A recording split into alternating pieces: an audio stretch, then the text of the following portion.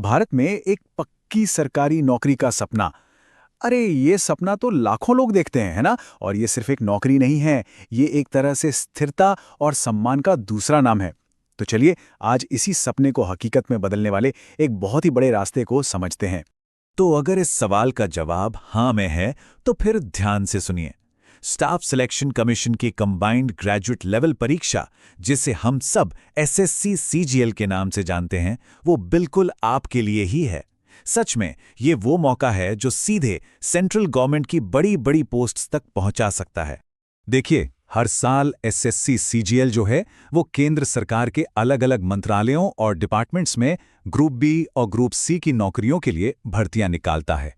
और ये कोई छोटी मोटी परीक्षा नहीं है, ये भारत की सबसे बड़ी भर्ती परीक्षाओं में से एक है।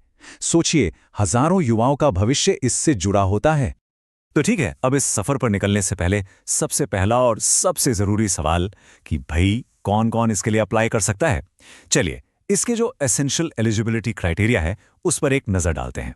तो सबसे पहली और सबसे बेसिक चीज वो है एजुकेशन। इस परीक्षा में बैठने के लिए आपके पास किसी भी रिकॉग्नाइज्ड यूनिवर्सिटी से एक बैचलर्स डिग्री होनी ही चाहिए। मतलब ग्रेजुएट होना तो भाई मिनिमम रिक्वायरमेंट है। ठीक है, अब आते हैं उम्र पर। अप्लाई करने के लिए जो मिनिमम एज है वो है 18 साल और मैक्सिमम एज 32 साल तक जा सकती है। हाँ, एक बात का ध्यान रखना जरूरी है कि अलग अलग पोस्ट के हिसाब से ये जो मैक्सिमम एज लिमिट है ना, वो थोड़ी बहुत बदल सकती है। और एक बहुत जरूरी बात, सरकार रिजर्व्ड कैटेगरीज के कैंडिडेट्स को अपर एज लिमिट में कुछ छूट भी देती है।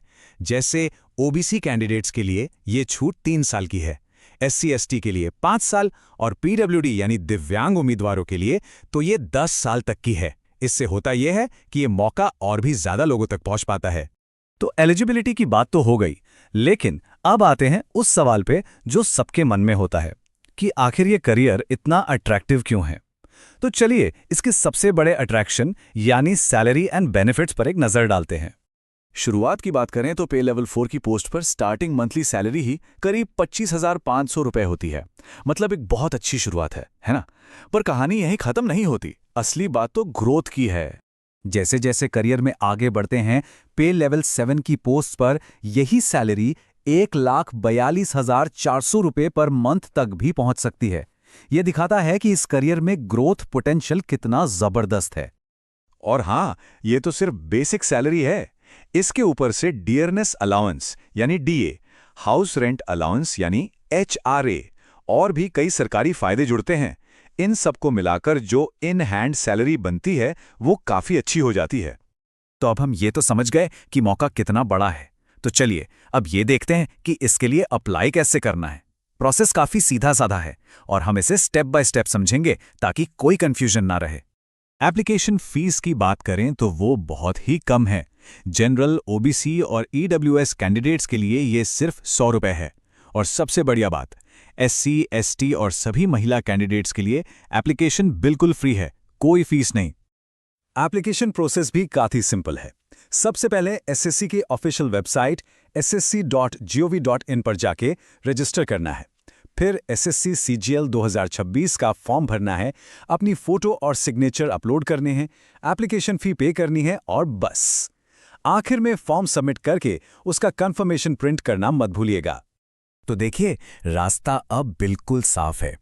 एलिजिबिलिटी, सैलरी, एप्लीकेशन प्रोसेस सब कुछ अब हमें पता है। तो अब सवाल ये उठता है कि इस सारी इंफॉर्मेशन को एक्शन में कैसे बदला जाए। एक बहुत अच्छी कहावत है, हजारों मील का सफर भी एक कदम से ही शुरू होता है। तो ये समझिए कि पहला कदम तो हो चुका है, इस मौके के बारे में जानना। और अब जो अगला कदम है वो है तैयारी का। तो अब सवाल सिर्फ एक है, इस इतने बड़े मौके के लिए आपकी तैयारी क्या है? क्योंकि एक बात तो पक्की है, सही जानकारी और मजबूत इरादे के साथ ये मंजिल हासिल की जा